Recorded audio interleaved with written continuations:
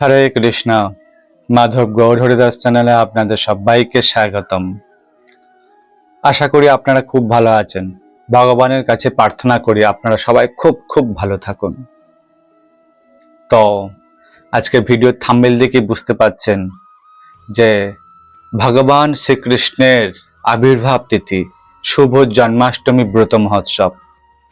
তো জন্মাষ্টমী ব্রত মহোৎসব তো আমরা কবে পালন করব, কিভাবে পালন করব, ভগবানকে কিভাবে খুশি করব, তার তো জন্মদিন। আমাদের জীবনে কত জন্মদিন আছে, কত কারোর জন্মদিন কত রকম ভাবে পালন করা হয়, কত উৎসব পালন করা হয়, কত কিছু খাওয়া দাওয়ার আয়োজন করা হয়। তো জন্মদিন, যার জন্মদিন তাকে খুশি করার জন্য আমরা কি না কি করে থাকি, তাই না? কারোর পুত্রের জন্মদিন, সেই পুত্রের জন্য কত মানুষকে আমন্ত্রণ জানানো হয়, কত ভোজনের আয়োজন করা হয়, কত কিছু পার্টি করা হয়, বড় বড় কেক, বিভিন্ন রকম বাতি টাতি জ্বালে কত কিছু আড়ম্বরে কিছু করা হয় জন্মদিন। কারণ যার জন্মদিন তাকে খুশি করার জন্য, সে কিসে প্রসন্ন হবে, কোন জিনিসে সন্তুষ্ট হবে, কি খেলে সে বা কি খেলে সে আনন্দ পাবে, এই বিষয় নিয়ে আমরা ভাবতে থাকি, তাই না? যার জন্মদিন তাকে খুশি করার জন্য আমরা ভাবতে থাকি, আমাদের আনন্দের জন্য না, আনন্দ তার জন্য যার জন্মদিন পালন করা হচ্ছে। তো যার জন্মদিন তাকে ভালোবাসার জন্য, তাকে খুশি করার জন্য, তাকে আনন্দ দান করার জন্য, সে কি খেতে পছন্দ করে, কোন ড্রেস পছন্দ পড়তে ভালোবাসে, হ্যাঁ, তার কি কি পছন্দ, কি কি করলে সে খুশি হবে, আনন্দে থাকবে, সেই সমস্ত জিনিস আমরা চেষ্টা করি তাকে আনন্দ দেওয়ার জন্য, তাই না? আর ঠিক তেমনি ভগবান শ্রীকৃষ্ণের জন্মদিন, শুভ জন্মাষ্টমী মহোৎসব, ভগবানের আবির্ভাব তিথি। এই আবির্ভাব তিথিতে সারা পৃথিবীতে দেখা যায় যারা জন্মাষ্টমীর ব্রত পালন করে সবাই ভগবান শ্রীকৃষ্ণের জন্য কত কিছু না করতে থাকে, কত কিছু না করতে থাকে। আজকের এই ভিডিওটা সম্পূর্ণ আলাদা হবে, সম্পূর্ণ আলাদা। হয়তো অনেকে ভুল ভেবে বসবেন, আমাকেই হয়তো অনেক রকম কটু কথা হয়তো বলতে থাকবেন, হয়তো অনেক কিছু কমেন্ট করতে থাকবেন যে এটা কিভাবে সম্ভব হতে পারে। তো দেখুন, ভগবান শ্রীকৃষ্ণের জন্ম উৎসব, আবির্ভাব তিথি। তো এখন আমরা জেনে নিই প্রথমত যে জন্মাষ্টমী ব্রত মহোৎসব কবে পালন করতে হবে। আমাদের প্রকৃতপক্ষে আমরা যারা পশ্চিমবঙ্গে রয়েছি বা বাংলাদেশ বা বিভিন্ন রাজ্যে যারা রয়েছি, তো আমাদের জন্মাষ্টমীর ব্রত মহোৎসব পালন করতে হবে 26শে আগস্ট সোমবার দিন। তো সেই জন্য আমরা 26শে আগস্ট জন্মাষ্টমী ব্রত মহোৎসব পালন করব। আর এই জন্মাষ্টমী ব্রত মহোৎসব পালন করার আগে একটা কথা মাথায় রাখতে হবে, আমরা যেন পরিশুদ্ধভাবে ইন্দ্রিয় সংযম করে এই জন্মাষ্টমী ব্রত মহোৎসব যেন খুব সুন্দরভাবে পালন করতে পারি। অবশ্যই আমাদেরকে আগের দিন, জন্মাষ্টমীর দিন এবং জন্মাষ্টমীর পরের দিন অবশ্যই যারা আমিষ জাতীয় আহার করে থাকেন তাদের কাছে অনুরোধ, এই 3টে দিন অবশ্যই আমিষ আহার বর্জন করবেন এবং নিরামিষ বা কৃষ্ণ প্রসাদ পাওয়ার চেষ্টা করবেন। তো 3টে দিন বলাও ভুল হলো, 3টে দিন তো পালন করবেন, তারপরে চলে আসছে আবার একাদশী। তো একাদশীর আগের দিন, একাদশীর দিন, একাদশীর পর দিন। তো দেখা যায় যে 25 তারিখ থেকে শুরু করে একদম আপ টু আরো 6 দিন, 31 তারিখ পর্যন্ত টোটাল আমিষ আহার বর্জন করে নিরামিষ আহার এবং কৃষ্ণ প্রসাদ আমাদের গ্রহণ করতে হবে। তো সেই জন্য আমাদের এই জিনিসটা আগে মাথায় রাখতে হবে। আর সব থেকে বড় কথা হলো, ভগবান শ্রীকৃষ্ণের আনন্দ বিধানের জন্য আমাদের এই উপবাস তিথি। তো এই জন্মাষ্টমী ব্রত মহোৎসব আমাদেরকে কিভাবে পালন করতে হবে এবং কি কি করা দরকার। তো আমরা বেশিরভাগ ক্ষেত্রে আমরা অনেক ষোড়শ পূজারে ভগবান শ্রীকৃষ্ণের আরাধনা করে থাকি, তার অর্চন বিধি শৃঙ্গার করে থাকি। তো আমরা অনেকেই জানি, এগুলো বেশি বলতে হয় না, আমরা অনেকেই জানি ভগবান শ্রীকৃষ্ণের জন্মাষ্টমী উৎসবে প্রত্যেক বাড়িতে বাড়িতে এইসব উৎসব পালন হয়। কিভাবে করা দরকার কম বেশি নিয়ম নীতি আমরা সবাই জানি, কিন্তু প্রকৃতপক্ষে একটা সত্যি কথা, গুরুতম বিষয়, যেটা অত্যন্ত গুরুত্বপূর্ণ বিষয়, যেটা না বললে নয়। কারণ ভগবান শ্রীকৃষ্ণের সন্তুষ্টি বিধান করার জন্য আমরা যে উপকরণগুলো জোগাড় করব, আমরা যে বিভিন্ন ষোড়শোপচারে বিধি অনুসারে সংকল্প মন্ত্র, অভিষেক মন্ত্র, পূজা মন্ত্র, পুষ্পাঞ্জলি থেকে শুরু করে যত রকম মন্ত্র বিধি রয়েছে, যত রকম ভাবে আমরা ভগবানকে আনন্দ দেওয়ার চেষ্টা করব, মাথায় এইটুকুনি রাখবেন। হয়তো আমার কথা হয়তো অনেকে অনেক রকম বাজে কমেন্ট করবেন, হয়তো ভুল ভাববেন, কিন্তু প্রকৃত সত্য এটা যে যতই যাই কিছু নিয়ম আচার অনুসারে পালন করুন না কেন এই জন্মাষ্টমীর ব্রত মহোৎসব, ভগবান সন্তুষ্ট হয় ভক্তের প্রেম, ভক্তের ভক্তির ভাব দেখে।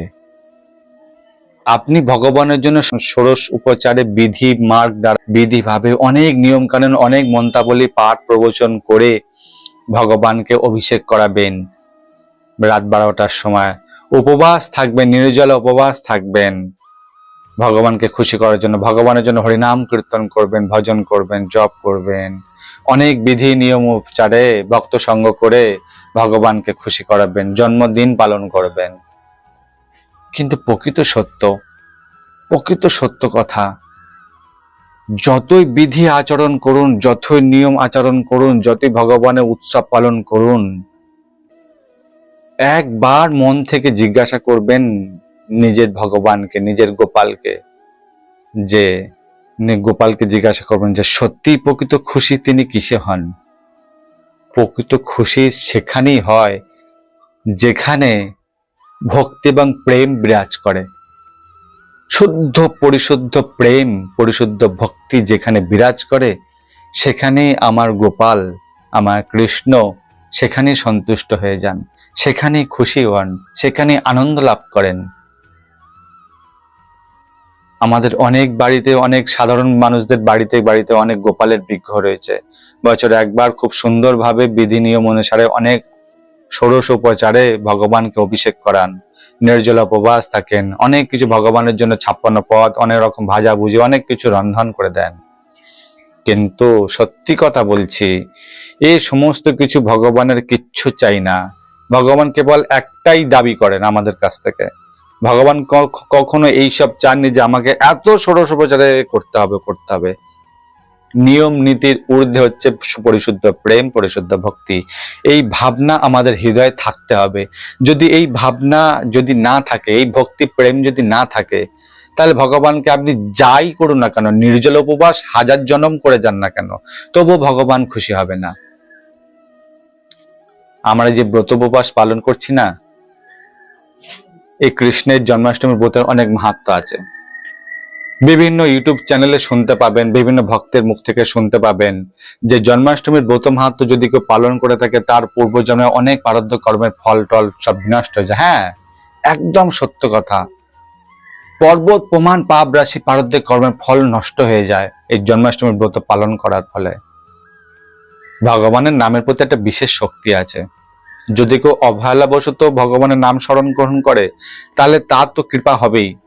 যদি জেনে বুঝে করে, তবুও তার কৃপা হবে।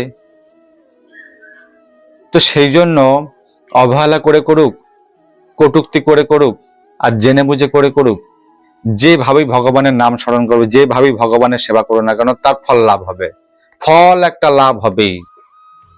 কিন্তু ভগবানের ব্রত উৎসব পালন করার মাধ্যমে ফল তো লাভ হয়, কিন্তু ভক্তি এবং প্রেম এই হৃদয় থেকে আসে, এই অনুভূতির দ্বারা হয়, এই কাউকে বোঝানো সম্ভব নয়। তাই আপনাদের কাছে একটাই অনুরোধ, জন্মাষ্টমী ব্রত মহোৎসব পালন করুন খুব সুন্দরভাবে।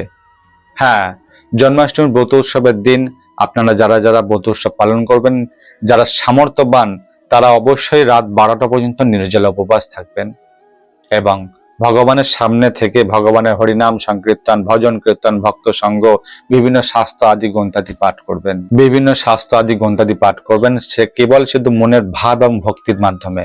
এবং ভগবান যে যা আবির্ভাব হচ্ছেন সেই লীলা কথা স্মরণ করবেন এবং ভগবানকে সম্বন্ধ রূপে ভালোবাসুন, সম্বন্ধ রূপে, ভগবান রূপে নয়। অনেক বাড়িতে গোপাল আছে, গোপালকে সেবা দেয়, কিন্তু গোপালকে ভাবুন যে আমাদের বাড়ির একজন সদস্য, আমরা যা খাবো গোপালকে তাই দিয়ে খাবো। এটাই হচ্ছে প্রকৃত ভালোবাসার লক্ষণ, ভক্তির লক্ষণ, প্রেমের লক্ষণ। যে আমরা যাই কিছু করব না কেন তা গোপালকে নিবেদন করে, গোপালকে অর্পণ করে। সে তো আমাদের বাড়ির সদস্য, তাকে মন্দিরে বসিয়ে রেখেছি তার থেকে কিছু পাওয়ার জন্য? না না না না। আপনার পুত্র, আপনার সন্তান, হ্যাঁ, আপনি জন্ম দিয়েছেন তাদেরকে, তাদের থেকে কিছু লাভ করার জন্য আপনি পুত্র সন্তান জন্ম দিয়েছেন, কোনো সন্তান আদি জন্ম দিয়েছেন তাদের থেকে লাভ করার জন্য কিছু, তাদের থেকে কিছু পাওয়ার জন্য? না না না না, এটা ভালোবাসা না, এটা স্বার্থ। আপনার বাড়িতে, প্রত্যেক বাড়িতে সন্তান আদি রয়েছে, তাদের জন্মদান করেছেন, এই নয় যে তাদের কাছ থেকে আমি কিছু লাভ করব, তাদের কাছ থেকে কিছু আমি পাওয়ার আশা রাখবো, তাদের কাছ থেকে ভালোবাসা মূল্য চাইবো। এটা ভালোবাসা না। পরিশুদ্ধ ভালোবাসা হচ্ছে কিছু না পাওয়া, কিছু না চাওয়ার আশা। চাওয়া পাওয়ার কোনো আশা থাকবে না, পরিশুদ্ধ ভালোবাসার লক্ষণ। সন্তানের কাছ থেকে কিছু চাওয়া পাওয়ার আশা রাখবো না। সন্তান অনেক কিছু করবে, তাদের খুশির জন্য, তাদের সুখের জন্য নিজের জীবনকে উৎসর্গ করে দেওয়া, এরই নাম ভালোবাসা। তার থেকে কোনো দাবি রাখবো না, তার থেকে কোনো চাওয়া পাওয়ার আশা রাখবো না, এটাই প্রকৃত ভালোবাসা। কিন্তু আমরা সেটাই করি, সন্তানাদিদের কাছ থেকে আমরা চাওয়া পাওয়ার আশা রাখি যে ও বড় ভালো, বড় বড় হবে, অনেক মানুষ হবে, অনেক শিক্ষিত হবে, ভালো জায়গায় চাকরি করবে এবং ভবিষ্যতে আমাদেরকে দেখভাল করবে। তো এইটা আশা রাখলে হবে না যে ভবিষ্যতে আমাদের দেখভাল করবে, এত ভালোভাবে মানুষ করলাম, এত অর্থ রোজগার করবে। এই চাওয়া পাওয়ার আশা ত্যাগ করতে হবে। কারণ বিবেক, সন্তানের মধ্যে যদি বিবেক এবং ভক্তির প্রেম, পরিশুদ্ধ হৃদয়কে যদি জাগরিত করতে পারেন, সে অটোমেটিক্যালি আপনাদের দেখাশোনা করবে, সে অটোমেটিক্যালি আপনাদের সম্মান করবে, আপনাদেরকে ভালোবাসবে। আপনাকে উপজে চাইতে হবে না, আপনাকে সন্তানের কাছে চাইতেই হবে না। ঠিক ভগবানও তেমনি। ভগবানের দেখা যায় যে সাধারণ বাড়িতে, অনেকের কাছে, অনেক বাড়িতে, প্রায় বাড়িতে গোপাল বিগ্রহ রয়েছে। গোপালকে বছরে একবার জন্মাষ্টমীর ব্রত মহোৎসব পালন করা হচ্ছে, কিন্তু দেখা যায় গোপালকে সারা বছরে একটা দিনই খুব ভালোভাবে যত্ন আচ্ছি করা হয়, খুব সুন্দরভাবে তার সেবা দেওয়া হয়, অনেক কিছুর ভোজন করে, রান্না করে ভগবানকে, গোপালকে ভোগ লাগানো হয়। কিন্তু বাকি সারাটা বছর তাকে তাকে যৎ সামান্য কিছু ভোগ দেওয়া হয়, আর বাদ বাকি আমরা অনেক কিছু ভারী ভোজন করছি। এটা ভালোবাসার লক্ষণ নয়। জন্মাষ্টমীর ব্রত মহোৎসব শুধু একদিন পালন করলে হবে না, জন্মাষ্টমীর ব্রত মহোৎসবের একদিন পালন করলে হবে না। জন্মাষ্টমীর ব্রত মাসে যা যা করবেন সেইগুলো প্রত্যেক দিনের নিত্য নিয়ম করে উঠবেন। ভোরবেলা উঠবেন, শয্যা ত্যাগ করবেন, স্নান টান করে পরিশুদ্ধ হয়ে গোপালকে জাগাবেন। যেমন একটা পুত্রকে ঘুম থেকে জাগাতে হয়, আপনার পুত্রকে, আপনার সন্তানকে যেমন ঘুম থেকে জাগানো হয়, তাকে স্নান করানো, ব্রাশ করানো, খাওয়া দাওয়া করানো, ভালো বস্ত্র পরিধান করানো, এটা সম্পূর্ণ নিজের গোপালকে সন্তান ভেবে তাকেও প্রত্যেকদিন এরম করতে হবে। তবেই প্রকৃত ভালোবাসার লক্ষণ, তবেই তো আপনি জন্মাষ্টমী ব্রত মহোৎসব পালন করার সার্থক হবে, যখন প্রত্যেকদিন আপনি করবেন এই কাজটা। কারণ প্রত্যেকের বাড়িতে গোপাল আছে, প্রত্যেকেই ভোরবেলা উঠে একদম শৌচি শুদ্ধ হয়ে স্নান টান সেরে গোপালকে ঘুম থেকে জাগে, তাকে অর্চন, বিঘ্ন, স্নান, অভিষেক সমস্ত কিছু করে তাকে ভোগ নিবেদন করা, অষ্টম অষ্টম ভোগ নিবেদন করা, সারা দিন ধরে তার জন্য চিন্তা করা, তার কি খেতে হবে, তার কি কি পছন্দ, সেই সব বিষয়ে আমাদের চিন্তা করা। তো যেমন একটা বাচ্চার চিন্তা করে থাকি, এই টাইমে স্কুলে যেতে হবে, এই টাইমে পড়তে যেতে হবে, এই টাইমে ওকে খেতে দিতে হবে, তার জন্য জোগাড় করে রাখা, ঠিক তেমনি নিজের বাড়ির সন্তানকে যেমন ভালোবাসছি, ঠিক সেই রকম ভাবে নিজের সন্তানের মতনই নিজের গোপাল, নিজের ভগবানকে ভালোবেসে তাকে দৈনন্দিন এই কাজ করে যেতে হবে।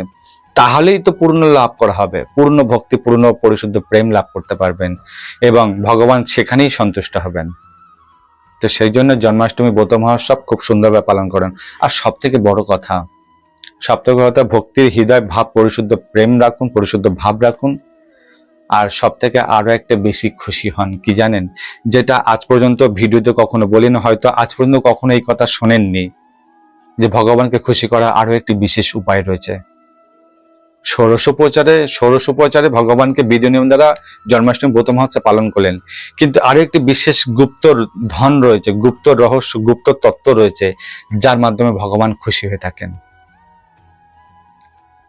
যার আরাধনা, যার বন্দনা, যার শক্তিতে শক্তিমান হয়ে ভগবান এই লীলা কার্য সম্পন্ন করছেন, সেই গোপন রহস্য যা হয়তো আজ পর্যন্ত ভিডিওতে শুনেনি, সারাটা দিন যদি সেই বন্দনা, সেই কথা, সেই মহিমা যদি গোপালের সামনে যদি করেন, অত্যন্ত খুশি। গোপাল তো স্বয়ং ভগবান, চিদানন্দ পরম পুরুষোত্তম ভগবান। তাকে খুশি করার একটা বিশেষ সরল উপায় রয়েছে। হয়তো আমাকে অনেক কিছু কমেন্ট করবে, বলবেন যে কেন প্রভু এরকম বললেন।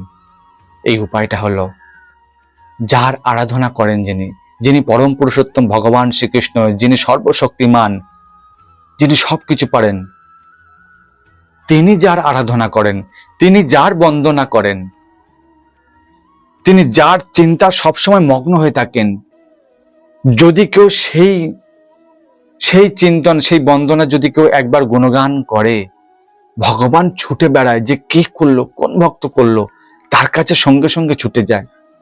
তা হলো ভগবানের প্রিয় আরাধিনী, প্রিয় ইলাদিনী শক্তি, প্রেমময়ী শ্রী রাধা রানী, যার গুণগান ভগবান সবসময় করে থাকে, যার চরণ বন্দনা ভগবান সবসময় করে থাকে, যার চিন্তায় সবসময় মগ্ন হয়ে থাকে, তার বন্দনা সারাক্ষণ করতে থাকে ভগবান। রাধা রাধা রাধা রাধা। ব্যাস, একবারই জন্মাষ্টমীর ভগবান আবির্ভাবের দিন এই রাধা নাম উচ্চারণ করুন ভগবানের সামনে। আর ষোড়শোপচারে বিধি মন্ত্রের কথা বলি, ষোড়শোপচারে অনেক মন্ত্র রয়েছে, পুষ্পাঞ্জলি, অভিষেক মন্ত্র, অনেকে অনেক রকম মন্ত্র জানেই না। আরে একটাই মত্ত মহামন্ত্র রয়েছে, যার মাধ্যমে ভগবান সবকিছু কৃপা করে দেন, তাহলে হরে কৃষ্ণ মহামন্ত্র, যার মাধ্যমে সবকিছু আপনি সেবা কাজ সম্পন্ন করতে পারেন। আর বিশেষ এই গুণগান রাধা নাম উচ্চারণ করুন এই জন্মাষ্টমীর আবির্ভাবের দিন, ভগবান অত্যন্ত প্রসন্ন হয়ে যাবে। আপনি সারাদিনে যাই কিছু করুন না কেন, শুধু এই একটি নাম, যার গুণগান স্বয়ং ভগবান করে থাকে, যার চরণ বন্দনা ভগবান সবসময় করে থাকে, যে ত্রিভুবনপতি, যাকে আমরা আরাধনা করি, সেই আরাধনা ভগবানই কিন্তু শ্রী রাধারানীর আরাধনা করে থাকেন, শ্রী রাধারানীর চরণ বন্দনা করে থাকেন। শ্রী রাধা নাম যদি এই দিনে যদি বেশি বেশি করে জপ করা যায়, তাহলে আমার কৃষ্ণ তো অত্যন্ত খুশি হয়ে যাবে। জানি না আপনাদের কেমন লাগলো। তাই অনেকে হয়তো অনেক রকম কমেন্ট করবেন, অনেক ভক্তরা, অনেক মাতাজিরা আছে, অনেক রকম কমেন্ট করবেন যে আপনি এইসব কি বলছেন। ভক্তি এবং প্রেমের লক্ষণ এমন হয় না ভক্তের, যে সমস্ত কিছু উল্টো। আমাদের চোখে দৃষ্টিকটু লাগে, কিন্তু ভক্তি এবং প্রেমের পরিদৃষ্টিতে যদি দেখেন, তা সম্পূর্ণভাবে আপনার মাথার ঘোল পাল্টে যাবে, যে এমন ভাব, এমন লক্ষণ ভগবানকে প্রসন্ন করার জন্য সর্বোত্তম সর্বোত্তম। যাই হোক, ভিডিও অনেকটা বেশি লং হয়ে যাচ্ছে। আপনারা শুদ্ধভাবে জন্মাষ্টমী ব্রত মহোৎসব পালন করুন, খুব সুন্দরভাবে ভগবানের চিন্তায় আবিষ্ট থেকে ভক্তি এবং প্রেম ভাব নিয়ে আপনার এই জন্মাষ্টমী ব্রত পালন করুন। যাই কিছু করুন না কেন, যত বিধি নিয়ম আচরণ করুন না কেন, কেবলমাত্র পরিশুদ্ধ ভাব, ভক্তি, প্রেম যদি হৃদয়ে না বিরাজ করে, কখনোই ভগবান সন্তুষ্ট হবে না, কখনোই ভগবান আনন্দ পাবেন না। যা খুশি করে যান না কেন, আপনার সামর্থ্য যদি না থাকে, কিনা ভগবানকে ভালো বস্ত্র পরিধান করার সামর্থ্য নেই, ভগবানকে 56 পদ রান্না করে দেওয়ার মতন কোনো সামর্থ্য নেই, কিচ্ছু দরকার নেই। অভিষেক করাতে চান ভগবানকে, সর্বপ্রথম একটা কাজ করুন, প্রথমত একটা কাজ করুন, ভাব এবং ভক্তি পরিশুদ্ধ প্রেমের মাধ্যমে চোখের দুটো জল ফোটার মাধ্যমে ভগবানকে অভিষেক করান, চোখের জলে অভিষেক করান। এই হচ্ছে মহা অভিষেক, যার মাধ্যমে ভগবান খুশি হয়ে থাকেন।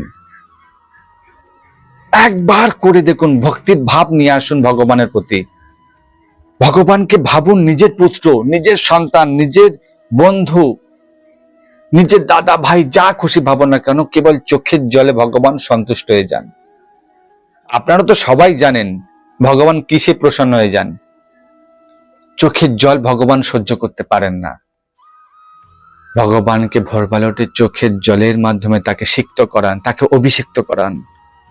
দেখবেন আপনার জন্মাষ্টমীর যে কি সার্থকতা লাভ হবে, আপনি নিজে কল্পনা করতে পারবেন না। তার লীলা কথা, তার গুণগান করতে থাকুন, তার সামনে রাধা রানীর গুণগান করতে থাকুন, কি যে প্রসন্ন হবে। এই উত্তম কথা, হয়তো আমাকে অনেক কিছু কমেন্ট করবেন, কিন্তু এই হচ্ছে উত্তম গুরুত্বপূর্ণ তত্ত্ব। যাই খুশি করুন না কেন, যত নিয়ম আচার করুন না কেন, ভক্তি পরিশুদ্ধ প্রেম, চোখের জল আর রাধা রানীর গুণগান, এই সমস্ত কয়টি বস্তুর মাধ্যমে ভগবান যা খুশি হবেন, যা আনন্দ পাবেন, আমি বলে বোঝাতে পারবো না। তাই প্লিজ এই কাজ করুন, আমি অনুরোধ করছি। ভক্তি এবং পরিশুদ্ধ প্রেমকে জাগরিত করুন, ভগবানকে নিজের পুত্রের মতন ভালোবাসুন, নিজের পরিবারের একজনকে ভাবুন, ভেবে নিয়ে সেইরকম ভাবে তাকে ভালোবাসা দিন, প্রেম দিন, ভক্তি প্রদান করুন, ব্যাস, আর কিচ্ছু না। যাই হোক, এই জন্মাষ্টমী ব্রত মহোৎসব খুব সুন্দরভাবে পালন করুন, আর ভালো থাকবেন, সুস্থ থাকবেন, আর নিজের ভগবানকে একবার নিজের সম্বন্ধে রাখুন, নিজের সম্বন্ধে তৈরি করুন, নিজের সম্পর্ক তৈরি করুন। ভগবানকে ভগবান ভাববেন না, ভগবানকে সম্পর্ক তৈরি করুন। পুত্র ভাবুন, বন্ধু ভাবুন, সখা ভাবুন, দাদা ভাই আত্মীয় পিতা যাই খুশি ভাবুন, কোন একটা সম্পর্ক তৈরি করুন, ব্যাস, আর কিচ্ছু করার দরকার নেই। ভগবান এমনিই প্রসন্ন হয়ে যাবে। ব্রত আপনার এমনি পালনে যায়। আপনি একবার জন্মাষ্টমী ব্রত পালন করছেন, আপনার প্রত্যেক দিন আপনার জন্মাষ্টমী ব্রত পালন হবে, প্রত্যেক দিন আপনার জন্মাষ্টমী ব্রত পালন, আর প্রত্যেক দিন ভগবান প্রসন্ন হতেই থাকবে, হতেই থাকবে। ব্যাস, ভিডিও এই পর্যন্ত শেষ করলাম। ভালো থাকবেন, সুস্থ থাকবেন। যদি কাউকে আঘাত দিয়ে কথা বলি ক্ষমা করবেন, আর ভিডিওটা বললাম যা কিছু বোঝার চেষ্টা করবেন, কেন বললাম, কি জন্য বললাম। হরে কৃষ্ণ।